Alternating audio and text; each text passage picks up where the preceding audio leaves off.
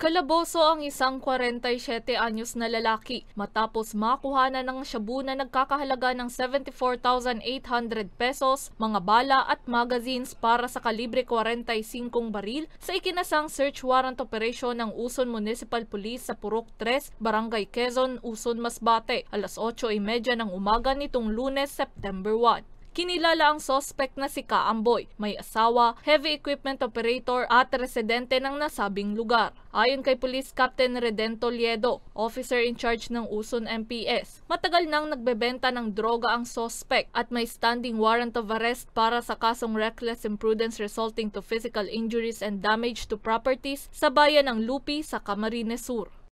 Base dun sa atin mga tumulong sa atin na asset natin na nandun naman siya sa bahay na prior ng pagkanak namin ng search warrant, monitor na rin namin na nasa bahay siya. During nung verification namin, nakuhaan na natin siya so inarrest na siya ng arresting officer natin. So nakita natin sa verification sa warrant na mayroon para siyang bench warrant na sa Lupi, Kamsor MCTC.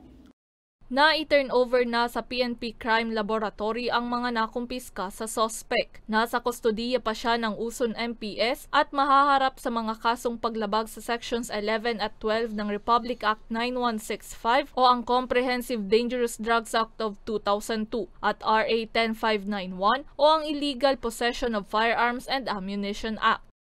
Para po dito sa bayan ng Uson o sa Masbate is ang pagkaka-aresto po. Ang sunod po na pag-operasyon namin at pagkaka-aresto sa mga nahuli natin ay patunay lamang na hindi titigil ang kapulisan dito sa probinsya ng Masbate sa paglaban kontra sa illegal na droga po. Hinihikayat din namin ang publiko na patuloy na makipagtulungan sa kapulisan sa pamamagitan ng pagbibigay ng tamang impormasyon upang mapuksan natin ang banta ng ipinagbabawal na gamot sa ating sa lalawigan ng Masbate, lalong-lalo dito sa Uson. Para sa mga balitang Tatak Bicol, May Insinares.